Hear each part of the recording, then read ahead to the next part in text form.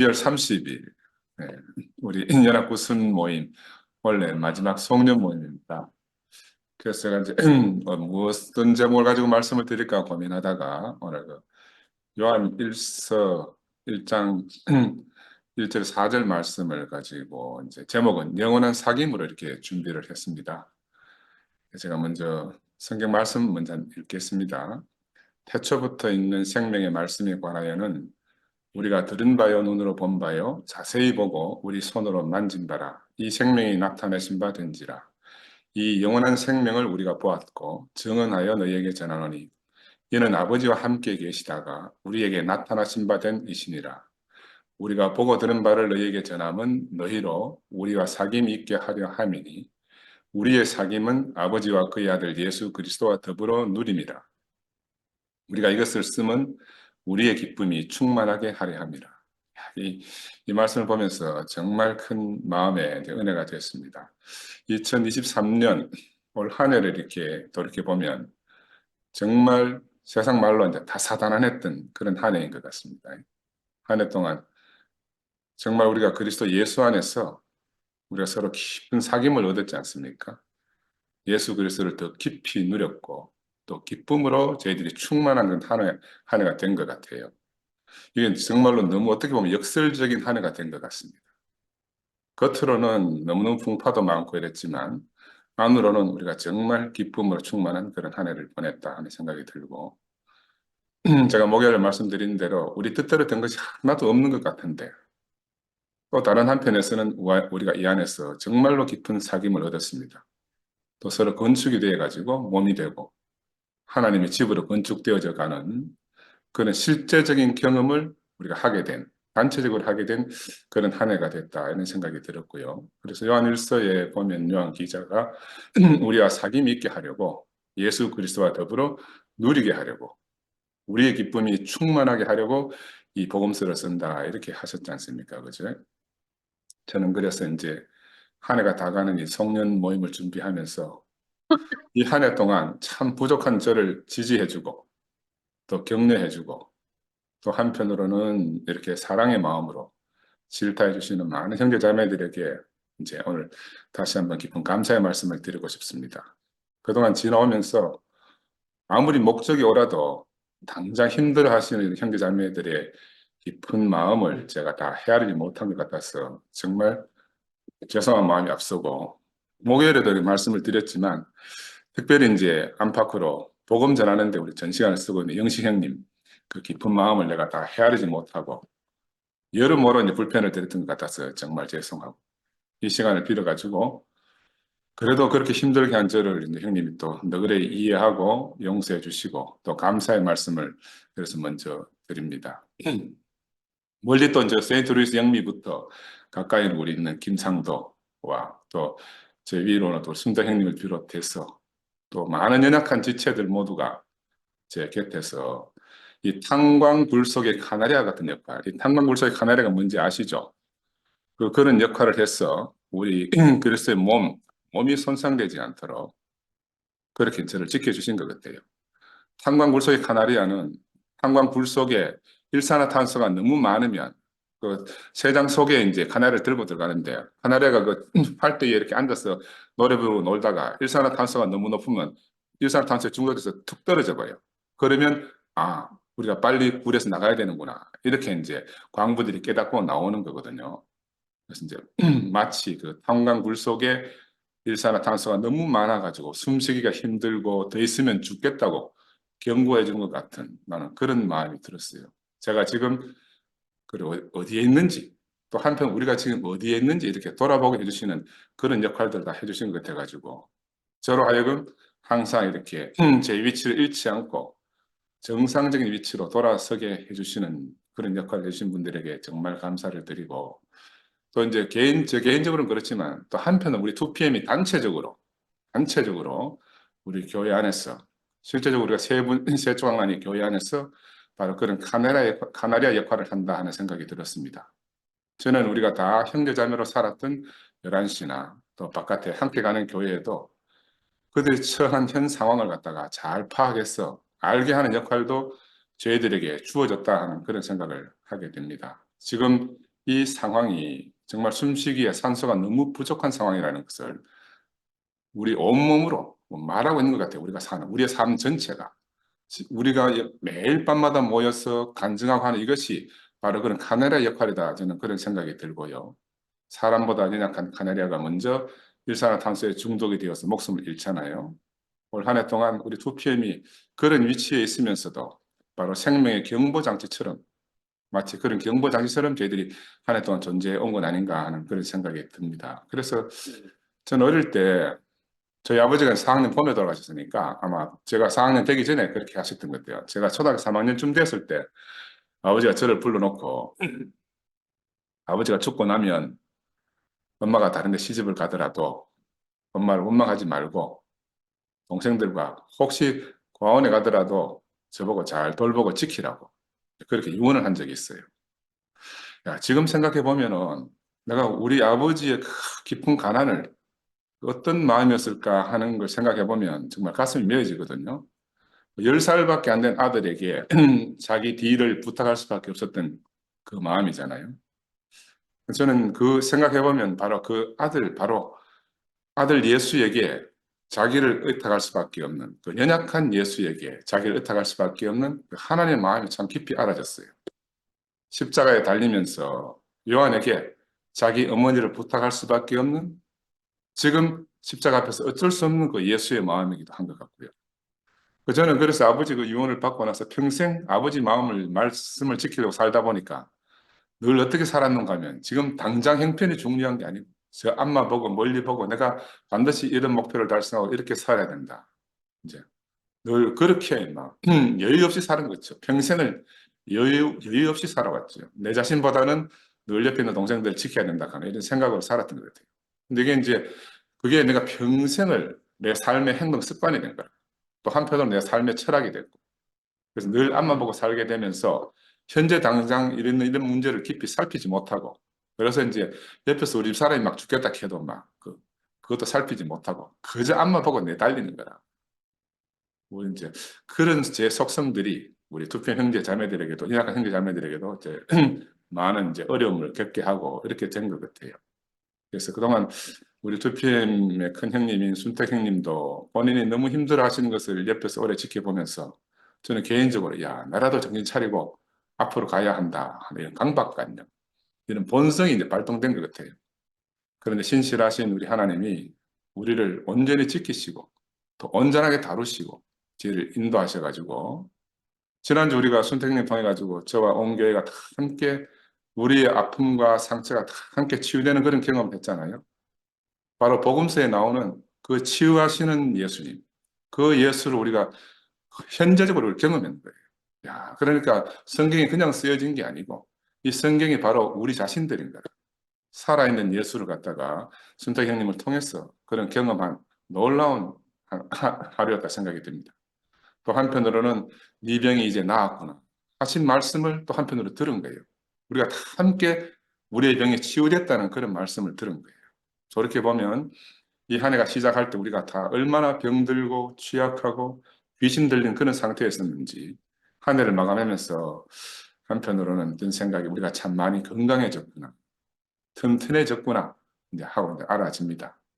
저는 또 개인적으로 저를 이 생명의 세계로 우리를 인도해 주신 이엘레 목사님하고 또 이 복음을 내게 전해준 우리 국평에게도 참 년 마지막 한 해를 보내면서 참 감사의 마음을 전하고 싶어요. 물에서 건져준 사람이 도둑이면 어떻고 강도면 어떻습니까? 그제? 나를 건져 주었으니까 나의 구원자가 아니냐 하던 이엘리 목사님 말씀도 생각이 나고 지금 우리가 이제 어쩔 수 없어서 이렇게 살고 있지만 우리의 근본을 잃지 않고 우리가 늘 감사하고 그렇게 살아야겠다는 그런 생각이 특별히 세모에 깊이 새겨집니다. 그래서 우리에게 일어나는 여러 가지 불편한 일들은 다 몰라서 그런다 하고 보면 넘어갈 수가 있잖아요. 예수는 원래 이렇게 선악과에 상관없이 그런 분으로 생명에 관해서만 생명과만 가지고 우리에게 오신 거잖아요. 그 선악과 영역은 하나님의 영역이기 때문에 예수는 아예 거기에 관심이 없는 거라. 오로지 생명의 영역에만 관심이 있고 생명만 지켜보시는 그런 분으로 사신 분 아닙니까? 선악이 없는 곳에 계셨기 때문에 선악에 대해서는 말씀할 필요 자체가 없었던 분이죠. 오로지 자신 안에 분배되어진 영원한 하나님의 생명만 우리에게 말씀해 주신 그런 분으로 우리를 찾아오셨잖아요. 그래서 요한은 이렇게 평생 듣지도 보지도 못하는 그런 분을 자기가 만난 거예요. 그래서 요한은 자기가 만난 이 예수, 그 예수 안에 있는 이 영원한 생명에 관해서 말씀하기 시작한 거잖아요. 태초부터 있던 생명의 말씀에 관하여는 우리가 본 바요, 들은 바요, 주목하고 만진 바 되었다. 얼마나 구체적이고 실제적으로 이 말씀을 우리에게 전해주고 있는지 몰라요. 예수의 삶 속에서 이 요한은 바로 살아계신 하나님의 뜻을 자신으로 살아내는 한 사람을 보았습니다. 또한 그 하나님의 말씀이 예수 자신으로 선포되어지는 것을 들은 거예요. 그걸 들었다고 지금 오늘 우리에게 말하고 있는 거예요. 요한이 요한복음서에서 사람들에게 거듭 말하지만 너희가 거듭나야 된다. 또 영으로 태어나야 된다. 이렇게 권고한 것은 우리로 하여금 우리가 육신의 삶의 한계를 뛰어넘어서 우리 자신을 초월해 계신 그 하나님의 생명의 일부로 우리가 그렇게 처음부터 지어졌다는 것을 우리에게 가르쳐 주기 위해서 하나님을 우리 존재 안에서 우리 삶 안에서 직접 경험하고 사는 새로운 인식의 차원으로 우리를 불러낸 거죠. 불러낸 겁니다. 예수가 요한을 그렇게 불러냈듯이 요한은 우리를 그렇게 다른 차원으로 불러내기 위해서 놀라운 세계로 자신이 있는 그 새로운 세계로 우리를 초대하고 있다. 저는 그렇게 보입니다. 그래, 이런 시각에서 요한이 말하고 있는 이 참사람 예수는 하나님이 새로운 참 성전으로 그 하나님의 백성과 함께 거하기 위해서 오신 바로 인격적 장소가 예수다. 이렇게 말씀드릴 수 있는 거라. 옛 성전은 다 이제 해파될 것이고 돌로 지은 성전은 다 무너질 것이기 때문에 하나님과 사람이 함께 거하는 하나님과 그 백성이 함께 거하는 새로운 성전, 그 인격적 장소로 예수가 오셨다. 참 사람 예수는 하나님과 사람이 함께 흐르는 바로 교통의 장소다. 이렇게 말씀드릴 수가 있어요. 살아있는 헤브론이다. 이렇게 말씀드릴 수가 있고 휘장이 열려진 지성소다. 그래서 사람들은 예수가 바로 하나님 자신의 목소리로 말씀하시는 것을 바로 앞에서 들을 수 있게 된 겁니다. 야, 이게 얼마나 새로운 세계가 열린지 몰라요. 그 옛날에는 참 멀리서 두렵고 떨리는 음성으로 불로서 천둥으로 벼락으로 이렇게 하나님을 인식했다 그러면 이제 내 앞에서 너무너무 친근하게 한 사람으로 오셔가지고 그 한 사람을 통해서 그 당신의 목소리로 말씀하시는 그 말씀을 듣게 된 거예요. 그래서 요한은 예수가 제시하고 보여준 이 사람과 하나님과의 하나됨이 바로 하나님과 사람의 깊은 배고픔을 충족시켜 주는 거라. 사람도 배고픔이 있고 하나님도 깊은 배고픔이 있는데 이 두 양쪽의 배고픔을 충족시켜 주시고 우리 안에 있는 깊은 갈증을 해소할 수 있다고 해소할 수 있는 그런 말씀으로 들은 거예요. 자기가 들었기 때문에 우리에게 또 들은 말씀을 전해주고 있다.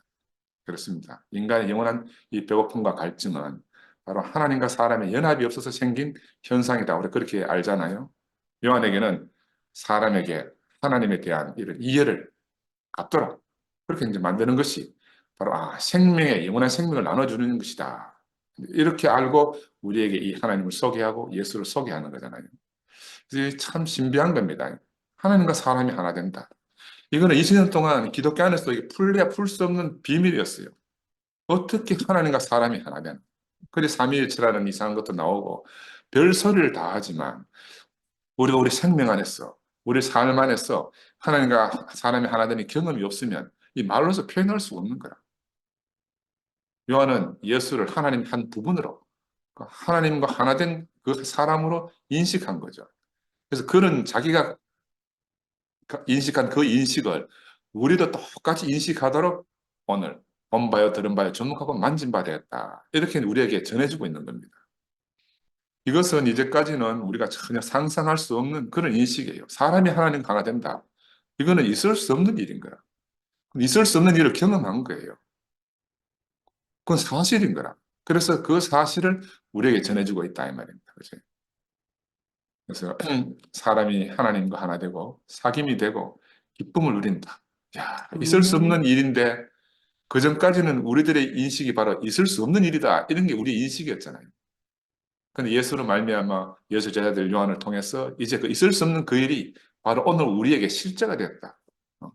그 사실이 이제 공표되고 있는 거죠. 이처럼 하나님의 말씀이라는 것은 예수라는 한 인물 속에서 비로소 사람 속에 와서 사람들 사이에 머물게 된 겁니다. 이게 기적 같은 일이에요. 그 태초에 하나님의 신이 수면 위에 운행하시더라. 하나님이 머물 곳이 없어서 이렇게 수면 위를 운행할 수밖에 없는 그 하나님이 이제 예수에게 와가지고 사람 속에서 사람들 사이에 머물게 되시고 거처를 얻게 되십니다. 그래서 이러한 실제를 보고 이러한 실제에 참여했던 사람들은 야, 이 비밀을 그 자기들이 가지고 있는 언어로 표현하려고 하니까 이 방법이 없는 거다. 너무너무 신비하기 때문에, 너무너무 신비로운 체험이기 때문에 그 사람이 표현하는데 너무 한계를 경험했을 거거든요. 그래서 요한은 이 한 사람, 하나님이 참 사람을 전하기 위해서 많은 환란을 겪었잖아요. 근데 그 환란 가운데서 꺾이지 않고 놀라운 희망을 안고 이 복음서를 써낸 겁니다. 우리도 지금 환란 가운데 있잖아요. 그러나 우리도 요한이 말하던 그 희망을 안고 지금 예수의 복음을 우리 자신으로 우리가 전하고 있잖아요. 아멘. 요한이 말한 이 생명은 다른 말로 하면 상호교통이고 막힘이 없는 흐름이라고 할 수 있고요. 죽은 사람을 살리는 생명이다. 이렇게 말씀드릴 수가 있습니다. 서로 절대로 만날 수 없는 유대인과 이방인을 하나 되게 하는 그런 복음이고 사람과 하나님을 한 자리에서 만나게 하는 그런 살게 하는 복음이다. 이렇게 말씀드릴 수가 있어요. 이 예수는 처음 구유에서 아기로 태어났잖아요. 그 성장해서 갈릴리 주변을 다니면서 제자들과 사람들에게 하나님 나라를 전하다가 그 시대로부터 그 사람들로부터 거부되어지고 마지막에는 십자가에 못 박혀 죽은 분인데 야, 근데 바로 그 예수가 그들의 인생을 통째로 바꾼 분이다. 자기 전 인생을 통째로 뒤집은 분이다. 이걸 지금 요한이 증거하고 있는 겁니다. 보지도 듣지도 상상할 수도 없었던 그 참 사람 예수. 요한은 이 사람 안에서 이렇게 하나님이 처음 창조한 그 창조된 사람의 원형을 보고 만지고 누렸죠. 이 한 사람, 곧 자기의 전 인생을 관통하고 자기 속에 들어왔어. 자기와 하나 되어가지고 분리할래야 분리할 수 없는 이 참사랑 예수를 갖다가 우리에게 전해주기 위해서 자기에 있는 모든 언어를 들어서 오늘 성경을 기록해 놓은 겁니다. 그죠? 그래서 야, 이 하나님 말씀이 예수를 통해서 사도들을 통해서 오늘 구체적으로 형제 자매들을 통해서 나타나니까 이 말씀은 살아서 운동하는 말씀이 돼가지고 생명 자체로 지금 저게까지 흘러온 거예요. 아멘. 하나님 바로 이 예수 안에서 자기가 찾는 참 사람을 확인했잖아요. 예수 안에서. 야, 그래. 네가 내 아들이다. 내가 사랑하고 기뻐하는 아들이다. 이거 확인한 거야. 우리는 또 예수 안에서 바로 그 참 사람을 필요로 하시는 하나님을 대면하고 우리가 다 만나게 된 거예요. 야, 그래 이 한 분이 얼마나 놀라운 분인지 모릅니다. 우리의 구원자고 우리의 구속의 주라. 이렇게 우리 고백하지 않을 수가 없는 거라. 그래서 예수의 탄생과 삶과 죽음을 통해서 보면 우리 중에서 어느 누구도 이 삶이, 이 삶과 이 죽음을 비켜갈 수 없고 도망갈 수 없다는 거예요. 아무도 피해갈 수 없다는 겁니다. 옛날에 뭐 그런 3천만에 피해갈 수 없는 그런 퀴즈 시간이 있었어요. 누구도 피해가 그런 하여튼 방송 프로그램이 있었는데 아무도 피해갈 수 없는 거라. 예수가 부활 후에 마리아와 다른 여인들에게 나타나가지고 내 형제들에게 갈릴리로 가라. 거기서 나를 보리라 하시니라. 이런 말씀이 기록되어 있잖아요. 나는 이 말씀을 보면서 이걸 가만히 보면 요즘 알아지는 게 뭐냐 하면 왜 갈릴리로 가라 했을까? 예루살렘은 지금 일어났는데 부활하셨는데 왜 갈릴리로 가라 했을까? 예수를 버리고 도망간 제자들이요 예루살렘 주변에 얼씬거리는 했겠습니까? 이것들 틀림없이 다 도망가가지고 갈릴리로 갔을 거다. 예수는 뭐 하도 제자들하고 오래 살았으니까 그 너무너무 속성을 잘 아는 거예요. 당연히 멀리 멀리 저 멀리 전혀 눈에 띄지 않는 갈릴리까지 막 다리야 날 살려라 하고 도망갔겠죠. 그리 부활한 예수가 나타나가지고 갈릴리로 간다 한 거라. 야, 그리 예수가 만약에 예루살렘으로 오라 했으면 이 제자들 종친 거지. 근데 부활한 예수가 먼저 갈릴리로 가서 만날 것이라 했잖아요. 갈릴리로 가지 않으면 그들을 만날 수 없음을 누구보다 그들을 잘 아시는 분이 예수라. 그는 우리보다 우리를 더 깊이 아시는 분이잖아요. 나도 옛날에 도망가다 보니까 영 멀리 도망가가지고 눈에 띄고 싶지 않더라고. 아예 막 아예. 네? 그런데 어쩌다 또 병원에 근무하다 보니까 다시 옛날 처음 만난 그 자리로 돌아왔고 뭐 거기서 다시 만나게 된 거야. 그래서 올 한 해를 마무리하면서 예수를 묵상하면 십자가에 못 박힌 이 예수는 늘 그 자리에 있는 거예요. 제가 10년 만에 다시 와서도 어제 갔다 오늘 온 것 같다는 그런 고백을 할 수밖에 없도록 운명의 자리는 변할 수 없는 거라. 늘 현재적으로 우리 앞에, 우리 안에 계신 거예요. 예수는 우리가 목청껏 외치든 안 외치든 우리 어떤 거 전혀 상관이 없이 그는 그렇게 인생의 운명을 밝히면서 우리가 다 자기 안으로 회복되기를 간절히 기다리고 계시는 분입니다. 우리가 십자가에서 죽은 예수를 깊이 인식한다 하는 것은 지금은 구체적으로 그의 몸된 교회 안에서 내 앞에서 또 내 옆에서 그렇게 사는 사람들을 보면서 그 형제들, 형제자매들의 간증을 들으면서 내 생명의 인식의 지평을 넓혀가는 것이라고 나는 그렇게 생각이 들어요. 사람이 자기 장래를, 자기 죽음 너머를 인식하고 산다는 것은 정말 인간만이 가진 유일한 특권입니다. 그런데 바로 이 죽음 너머에 하나님이 보화를 숨겨두셨다고 성경은 말하잖아요. 그 누구든지 와서 먼저 차지하면 주인이 되는데, 야, 근데 아담은 화영금이 무서워서 다시는 그 너머로 갈 수가 없는 거라. 갈 수가 없어요. 근데 우리에게 생명 주는 영으로 육신을 입고 오신 이 예수는 바로 그 자신의 죽음을 통해서 죽음 너머에 있던 휘장으로 가려져 있던 그 하나님을 장벽을 없애고 사람들과 함께 교통하고 누릴 수 있는 하나님을 우리의 심중 너무 깊은 곳에 계셔가지고 우리가 미처 인식할 수 없던 그분을 우리의 인식 범위 안으로 불러 올린 거예요. 그래서 우리 자신 안에서 우리가 하나님을 만나고 인식할 수 있도록 그렇게 새로운 길을 우리가 열어주신 분이라. 사람에게 가장 확실하고 분명한 사실은 우리가 언젠가는 다 죽는다는 거잖아요.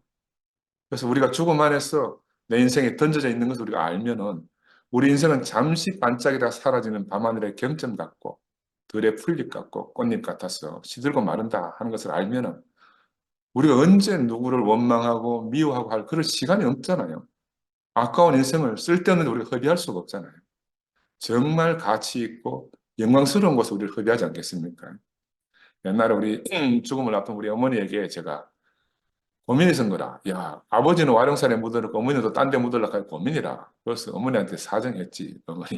어머니 그 원망하시는 아버지 용서 좀 하시면 안 되겠냐고. 우리 어머니는 시집 잘못하가 한 달 만에 그때부터 고생 평생 너가 아버지 잘못 만나네 고생 이 고생이다. 어? 내가 그 예수 그 잘 믿었는데 잘 예수 안 믿는 너가 아버지한테 시집 와가지고 평생 내가 이 고생했다. 늘 어머니 아버지를 원망하셨거든. 야, 근데 마지막에 그 생각을 내려놓고 이 참사랑 예수 안에서 이미 죽은 아버지를 용서하시는 것을 보면서 내가 사람이 예수를 통해서 하나님을 참으로 만나게 되면은 자기라고 붙잡을 것이 아무것도 없다 하는 것을 수십 년 된 한도 다 사라지게 한다는 것을 저희가 그때 저희 어머니를 통해서 경험한 적이 있어요. 그래서 예수는 오로지 생명의 영역에서만 살았잖아요. 누구도 정죄하지 않고 누구나 다 친구를 여기고 살았던 한 분입니다. 그분이 우리를 만유한으로 부르시고 우리를 만유 가운데서 만나도록 하신 분인 줄 우리가 알게 됐잖아요. 이제 우리는 좁은 우물 안에서 살 필요가 없는 거라. 우리가 우물 바깥으로 나왔어. 이 세상이 얼마나 넓은지, 이 우주가 얼마나 넓은지 깨닫게 하신 것이 얼마나 감사한지 모르겠습니다. 저는 그래서 한편 요즘 정말 가볍게 살고 있어요. 뭐 이렇게 뭐랄까 구름에 달같이 산다고 하나. 하여튼 막 그렇게 살고 있는 거라. 진리가 너희를 자유케 하리라 했는데 그 참 진리 안에 있으니까 그 완전한 자유를 누리고 사는 거예요. 빌라도가 예수한테 그렇게 질문했잖아요. 진리가 무엇이냐? 라고 빌라도가 질문한 거라. 근데 빌라도만 그런 게 아니고 모든 사람은 이 빌라도처럼 참 진리를 알고 싶어 하잖아요. 아무도 알려 하지 않는 그 진리에 관심 있는 그 사람. 자신이 진리 밖에 있음을 깨닫는 즉시 우리는 바로 예수 안으로 들어가는 사람이 돼요. 진리를 알고 모르는 게 중요한 게 아니고 진리에 관심이 있고 아 내가 진리 바깥에 있구나 하는 깨달으면 즉시 진리 안으로 가게 됩니다. 우리가 진리를 다 몰라도 진리를 궁금해하면 즉시 예수 안에 있게 된다. 왜? 그는 참 진리이신 분이기 때문에.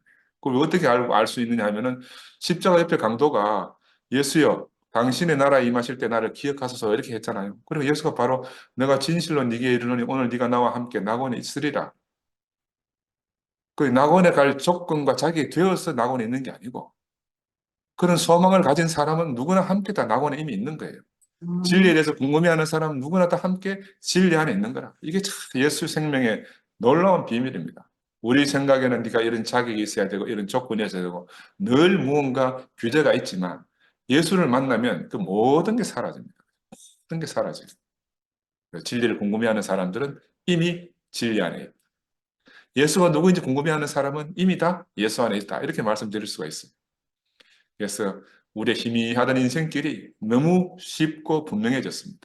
예수가 내가 길이요 진리요 생명이라 이렇게 말씀하셨듯이 나와 여러분은 지금 우리 자신이 바로 길이고 진리고 생명인 이 예수의 길을 함께 걸어가고 있지 않습니까? 그죠? 우리가 이 안에서 예수가 아버지께서 나를 아시고 내가 아버지를 아는 것 같이 저들도 그렇게 알기를 원한다는 기도가 바로 오늘 우리의 기도가 되어가지고 우리가 그렇게 기도하고 사는 사람이 되었습니다. 나도 여러분을 알고 여러분도 저를 알잖아요. 목자가 양을 알고 양이 목자를 알듯이 그렇게 우리는 서로 깊이 알고 살아가게 되었습니다. 말을 어떻게 하든지 상관이 없이 그렇게 깊이 서로 안다는 거예요. 영생은 유일하신 하나님과 그가 보내신 그 아들 예수 그리스도를 아는 것이다 한 것처럼 형제가 동거하며 찌그리 아름다운 거 하나님이 여기에 복을 명하셨으니 이것이 곧 영생이다 이렇게 했잖아요. 다른 말로 하면 그와 그를 보내신 자를 참으로 알면 형제가 함께 동거하게 된다는 겁니다. 참으로 알면 우리가 함께 살게 된다는 거예요. 이것이 곧 예수 그 자신의 죽음으로 탄생한 교회고 그의 몸이고 또 그의 자랑입니다. 그러므로 우리가 예수의 삶과 죽음을 통해서 보혜사 성령으로 탄생한 지금 이 교회는 우주 가운데서 그리스도의 몸이고 또 한편으로 우리 자신이고 또 우리의 정체성이라 이렇게 말씀드릴 수가 있어요. 우리는 예수 그리스도로 말미암아 교회 안으로 부름받았고 예수의 발에 향유를 붓고 입 맞추는 가난한 한 여인을 통해서 우리가 비로소 기름 부음이 무엇인지 그리스도가 무엇인지를 우리가 알게 됐습니다. 아, 저게 기름 부음이고 저게 그리스도구나 하는 걸 알게 된 거예요. 이렇게 기름 부음이라는 것은 자신의 전 존재를 드리는 것이라는 것을 우리가 바로 이 가난한 한 여인을 통해서 보게 됐잖아요. 이 다섯 여인의 아들로 오셔가지고 세상 어디에도 명함을 낼 수 없는 그런 사람이었지만 오늘 우리에게 오셔서 생명 주는 영이 되신 분. 그를 통해서 우리가 인생을 창조하신 분을 알게 됐습니다. 인생을 영화롭게 하려는 계획을 가지신 분을 우리가 알게 됐어요. 아버지가 안식할 때 함께 안식할 수 있는 사람이 저희들이 다 된 겁니다. 세상에 알지 못하는 그런 참 평안을 저희들이 누리고 참 안식을 살게 됐어요. 요한은 예수가 육체로 온 걸 시인하는 영마다 다 하나님께 속했다 했습니다. 말씀이 육신이 되어신 분은 바로 그 육체를 내어주시고 우리에게 내 살을 먹고 내 피를 마시라 이렇게 하셨잖아요. 야, 그러니까 이 말을 알아듣는 것은 얼마나 축복인지 모릅니다. 하마터면 우리도 저가 누구기에 제 살을 먹고 피를 마시라 하나 할 뻔했지 않습니까? 그죠? 우리가 이 비밀을 몰랐으면 우리도 그렇게 말할 수밖에 없었을 거예요. 네 손을 옆구리에 넣어보라. 그러나 보지 않고 믿는 자는 복되다 하신 분을 우리가 만난 겁니다. 그래서 십자가에 못 박힌 사람, 예수의 죽음은 육체를 가진 사람으로서 너무 당연한 죽음이고 그는 처음부터 우리와 한 운명이었으며 우리도 예수처럼 사는 것이 너무너무 당연한 거예요. 우리와 예수가 다르다는 것은 우리 안에 어떤 선악과로 인한 것이니까 우리가 생명의 세계로 옮겨지기만 하면 그와 내가 하나인 것이 너무 당연하잖아요. 외치지 않아도 당연히 하나잖아요. 그죠? 외쳐야 하나고 외치지 않으면 하나가 아니다. 이것처럼 속은 게 없어요. 그가 사람으로서 간 길을 나도 사람이니까 아멘. 당연히 갈 것이고 예수가 사람으로 살고 간 그 참 생명도 나도 사람이니까 당연히 누리고 사는 것 아니겠습니까? 2000년 전 그 예수가 지금 우리의 시간을 뚫고 오셨습니다. 과거는 흘러갔고 미래는 오지 않고 현재는 잡을 수가 없는 그게 너무 허무하잖아요. 한번 생각해 보세요. 과거는 이미 흘러갔어. 미래는 아직 오지 않았어. 현재는 잡을 수가 없어요. 이게 인생이라. 이게 인생. 사도 요한을 통해서 증거되었듯이 눈으로 본 바요, 들은 바요, 주목하고 만진 바 된 그 사람을 우리가 바로 교회 안에서 그리스도의 몸으로 살게 된 것. 바로 지금 현재적으로 누리게 된 것. 이게 바로 기적입니다. 그리고 우리가 숙자님이 날마다 왜 이러냐 모르겠다 하지만 우리가 기적을 만났기 때문에 우리가 기적 속에 살기 때문에 그런 거예요. 아멘. 2000년 전 그 예수 사건이 바로 우리 인생의 진실이 밝혀진 사건이에요. 예수의 십자가 사건이 예수가 십자가에 못 박힘이 바로 우리 전 인생을 뚫고 들어와 가지고 우리 자신을 예수에게 못 박은 사건이 됐습니다. 예수가 못 박힌 것이 그 예수가 바로 우리를 못 박은 사건이 된 거예요. 우리가 예수에게는 못 박힌 거예요. 함께 못 박힌 거예요. 함께 죽고 함께 살게 된 거잖아요. 예수가 십자가에서 하나님 아버지께 외면받는 자리에서 우리도 다 함께 외면받았고, 그 아버지 앞에서 아들로 인정될 때 우리도 그 아들로 인해서 당신 안에서 함께 발견되는 이 놀라운 비밀, 예수 안에 죽음도 있고 예수 안에 삶도 있고 예수 안에 부활도 있는 겁니다. 예수는 그를 따르는 사람들로부터도 오해받고 버려졌잖아요. 우리도 그렇게 버려지는 것이 너무너무 당연하죠. 그래서 그 예수의 복음은 구체적인 역사잖아요. 사람 사는 이야기고 또 실제적인 이야기입니다. 그러나 우리는 이 역사를 통해서 이 역사 너머에 있는 그 참된 의미를, 참된 진실을 우리 깨닫게 되는 거예요. 그걸 발견하게 되는 거예요. 예수는 광야에서 줄이고 배고팠고 피곤했잖아요. 그렇지만 그를 따르는 사람들과 함께 울고 함께 기뻐했어요. 제자들과 생사고락을 함께한 삶을 살다가 그렇게 가신 분이잖아요. 아무하고나 먹고 마시는 자들이라고 바리새인들로부터 얼마나 질타를 받았습니까? 예수가 한 일은 그저 만나서 먹고 마시는 게 다였어. 예수의 일생이 먹고 마시는 게 다야. 그래 마지막에도 먹고 마시러 한 거라. 그래 우리는 하나님 나라에 와서 먹고 마시면 돼요.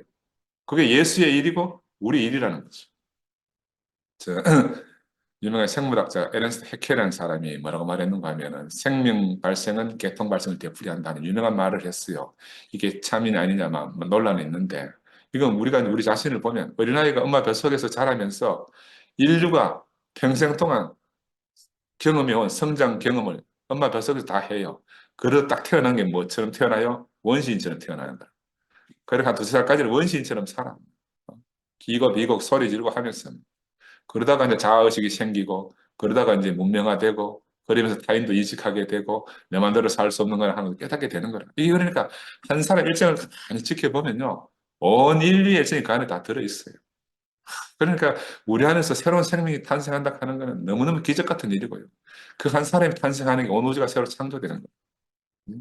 우리가 교회 안에서 날마다 형제들과 함께 부딪히고 사는 것보다가 더 복된 것은 없습니다. 우리는 바로 그 예수의 생명이 우리 안에서 발생하면서 예수와 제자들과의 관계도 보게 되고, 예수와 그를 대적하는 사람들과의 관계를 우리가 함께 똑같이 경험해 가는 거예요. 아멘. 생명 발생은 계통 발생을 되풀이한다. 예수 안에서 일어났던 일이 오늘 우리에게 동일하게 일어나고 있습니다. 예수는 아버지 품속에 있던 독생하신 하나님이라 이래 했잖아요. 아버지 품속은 다른 말로 말하면 그 죽음 안에 있는 거예요. 지성소 안에 계신 분의 품 안은 죽음 자체잖아요. 탄생부터 일생이 마칠 때까지 예수의 전 일생은 한마디로 말하면 죽음 안에 계신 거죠. 바로 예수의 품 안, 아버지 품 안은 품 안에서의 교통이라는 건 헤브론의 교통이죠. 이 헤브론에서의 교통과 사귐은 죽음 안에서의 교통과 사귐이다. 이렇게 말씀드릴 수가 있어요. 올 한 해를 지나면서 우리 안에 있던 어떤 불편함과 껄끄러움, 어색함 이런 것들이 우리가 남아있다 그러면 십자가 안에서 다 던져버리고 우리가 새로운 교통과 사귐이 있는 곳 헤브론으로 우리 함께 갔으면 합니다. 이 교통과 사귐이 있는 곳이 바로 이스라엘에게 약속하신 젖과 꿀이 흐르는 땅이고 막힌 담이 허물어지는 곳이고 유대인과 이방인이 하나 되는 곳이고 모든 인류가 하나 되는 곳이라 이렇게 말씀드릴 수가 있어요. 이곳이 오늘 우리가 사는 사회고 교회고 지금 오늘 우리가 하는 순모임이 있는 곳이잖아요. 우리 모두가 예수 안에서 발견되기를 원하고 이 예수 안에서 사통팔달로 우리가 교통이 되기를 원하고 이 안에서 인수가 따로 없는 그런 천국을 누리기를 원합니다. 감사합니다. 아멘. 아멘. 네.